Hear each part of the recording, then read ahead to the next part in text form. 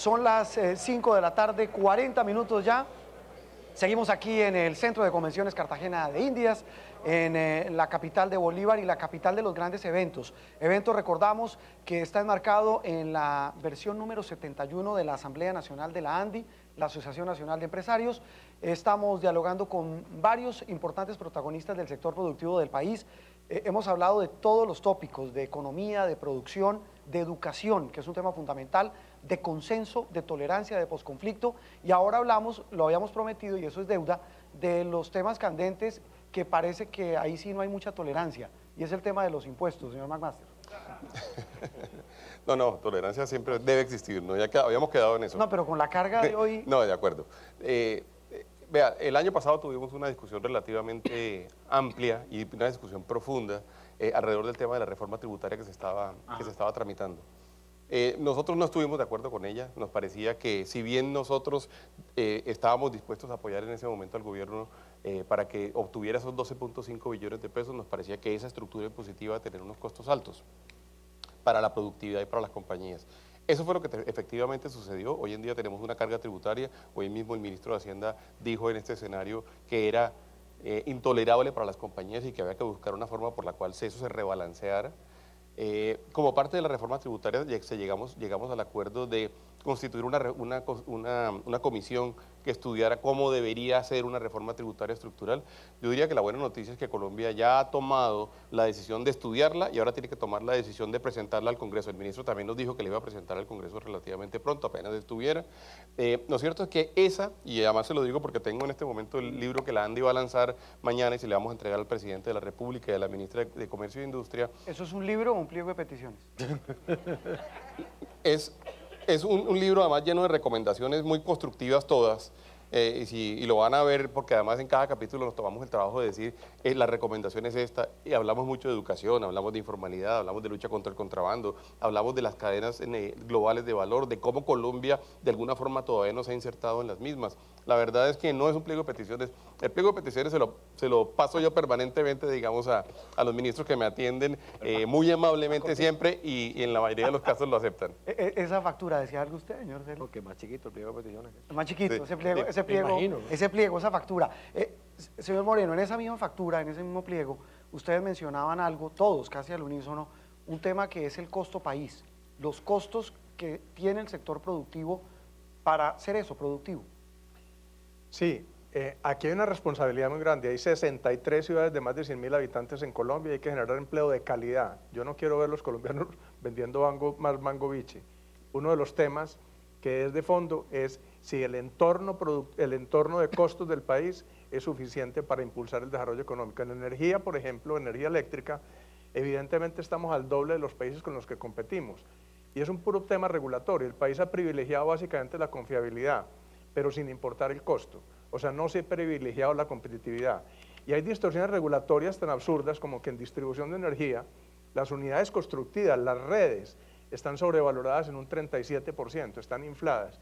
La demanda, estábamos trabajando con la demanda que va en el denominador de hace 6 años.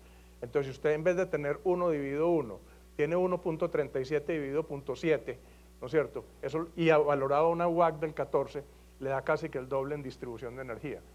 En generación de energía tenemos un déficit de más o menos 50 gigavatios, ¿no es cierto?, entre lo que llamaría una energía firme.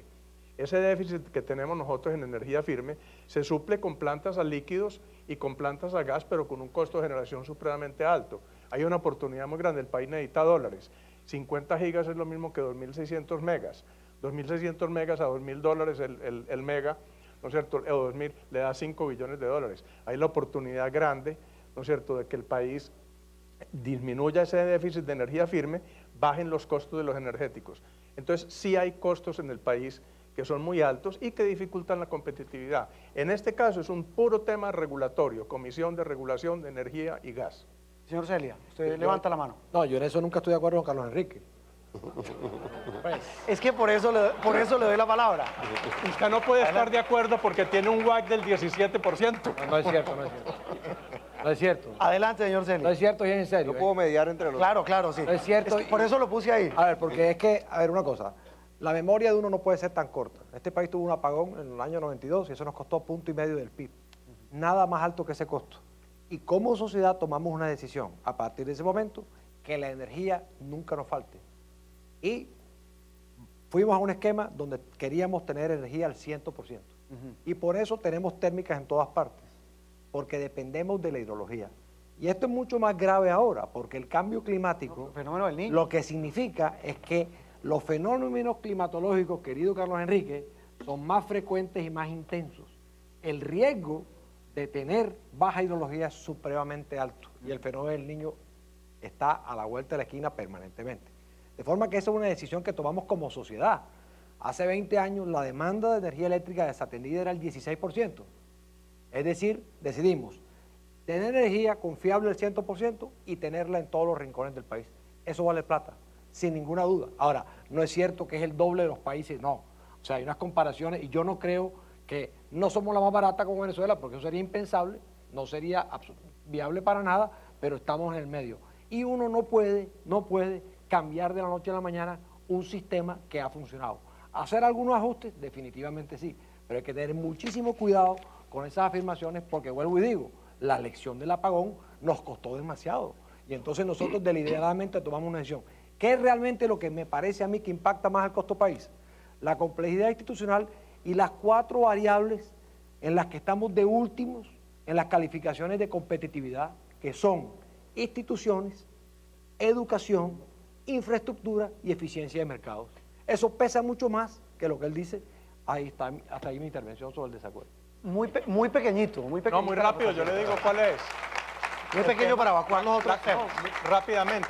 Sí. Entonces estamos pagando unas tarifas que son prácticamente el doble de los países con los que competimos. No, pero no porque son el es que doble. Tenemos una competencia. ¿Doble de dónde? ¿De cuál? El doble. ¿De qué? No, lo que pasa es que si uno compara con Finlandia y con Austria, pero, todo pero eso Carlos estamos en Enrique, la no mitad. miren la coyuntura, Pero perdón, es peligroso. le termino una Rápidamente, cosa. La el tiempo se agota. confiabilidad.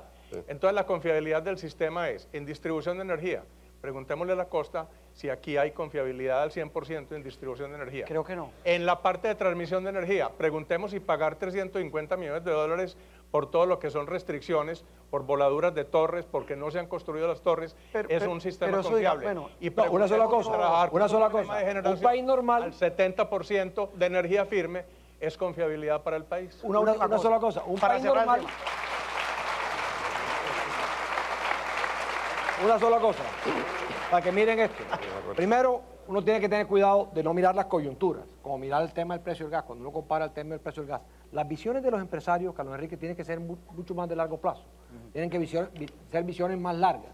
Hay unas coyunturas particulares en los Estados Unidos con el precio del gas, que son totalmente diferentes a las de los Estados Unidos. Segundo, un país normal solo tendría que tener una línea de interconexión entre la costa y el interior. ¿Sabe cuánto tiene que tener Colombia? 3. Para garantizar que la confiabilidad del sistema. Algo pequeñito sobre Sí, algo corto. Usted se da cuenta cuáles son las posiciones en este momento, Juan Roberto. A nosotros en realidad nos toca buscar un modelo que cumpla con 3 condiciones. Nos toca buscar un modelo que sea confiable, que nos permita garantizar la confiabilidad. Un modelo que le respete las reglas de juego a los inversionistas que entraron al sistema energético, porque eso hay que decirlo, la gente hizo unas inversiones, y un modelo que nos permita ser competitivos a nivel internacional.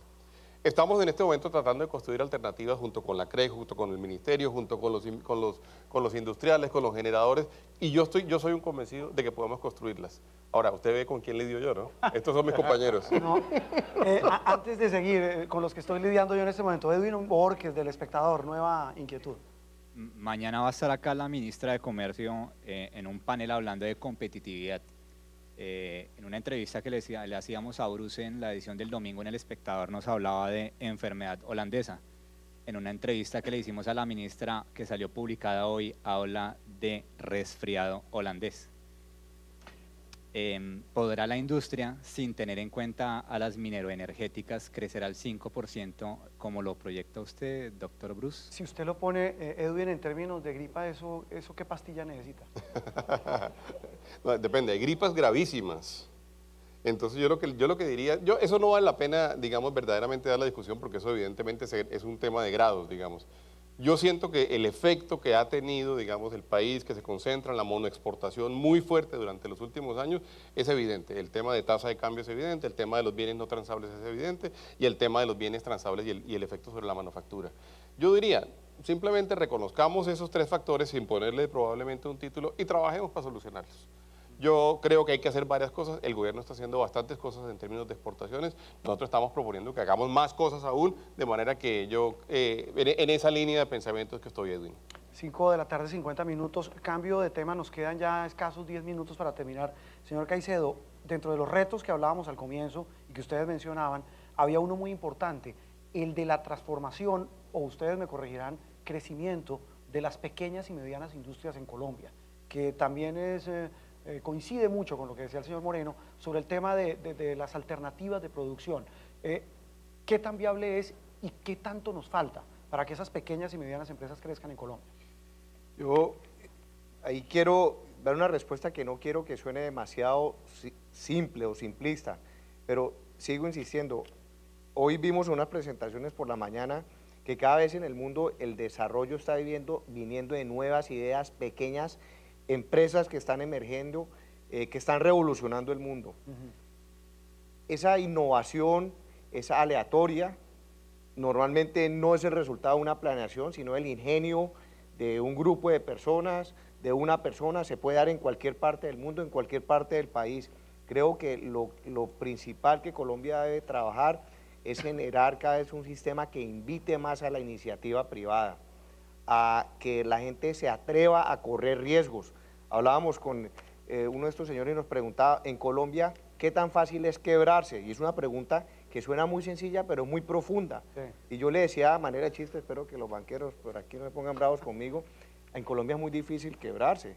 En Colombia a uno las deudas lo persiguen hasta la tumba.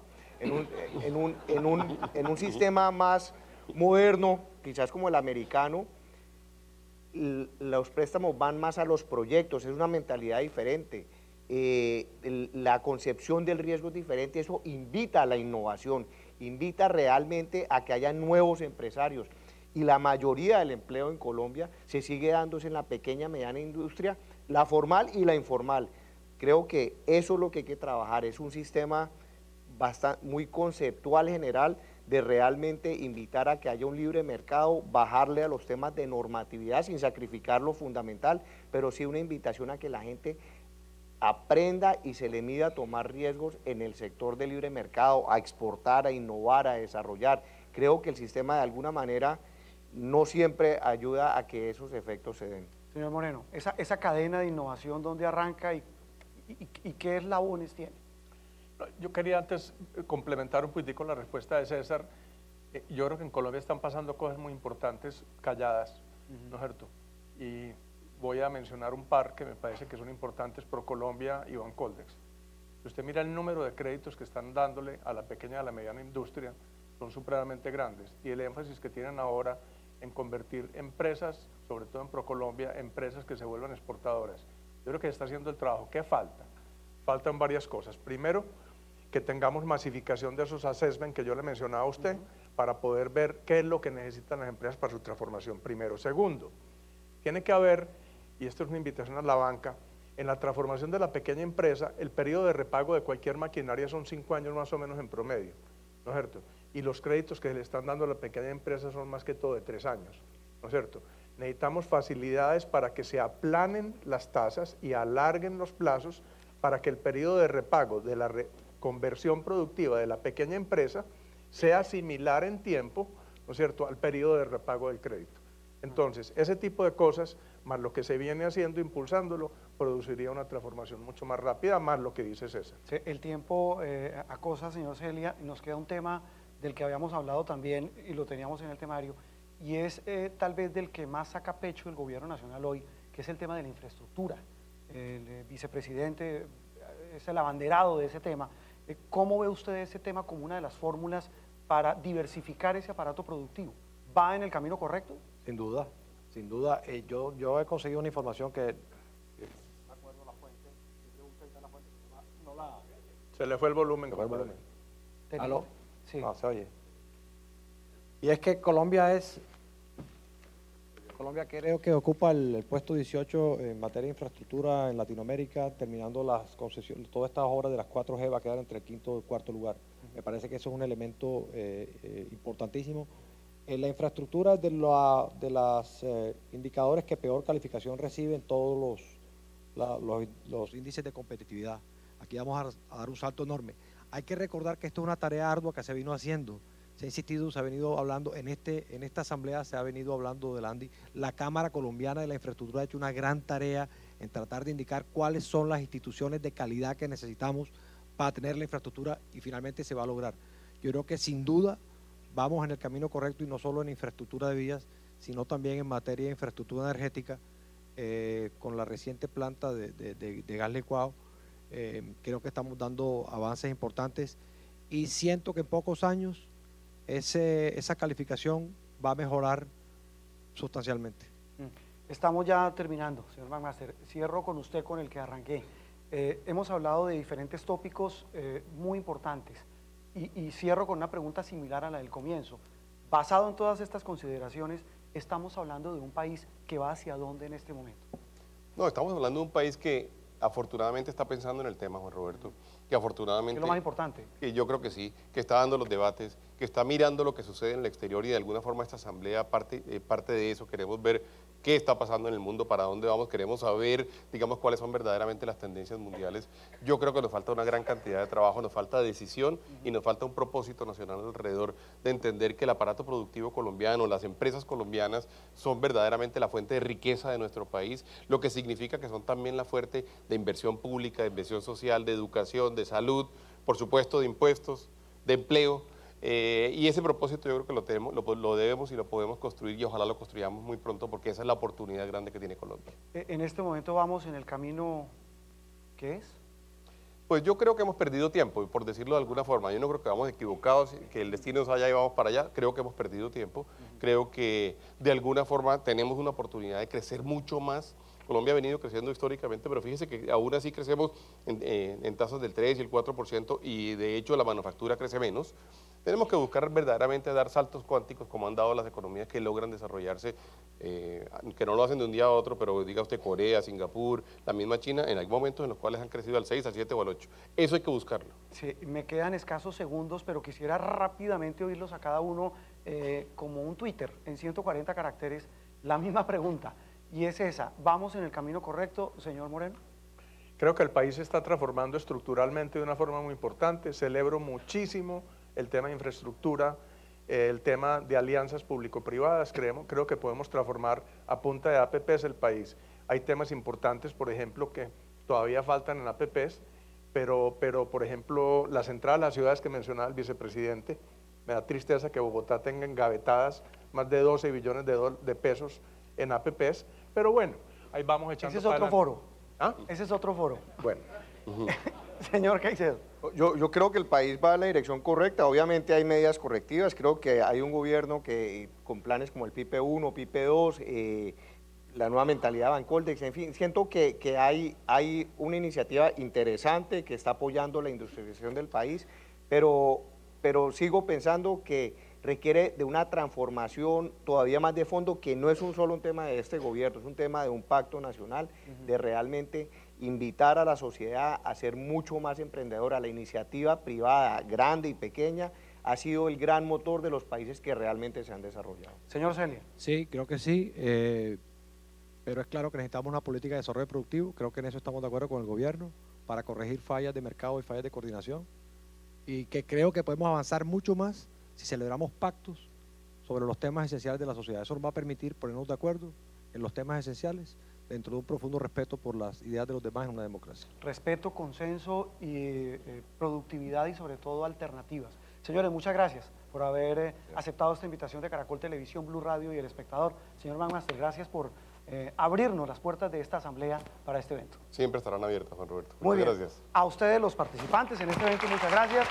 Y a ustedes los televidentes, los dejamos con la programación de Caracol Internacional. Buenas tardes.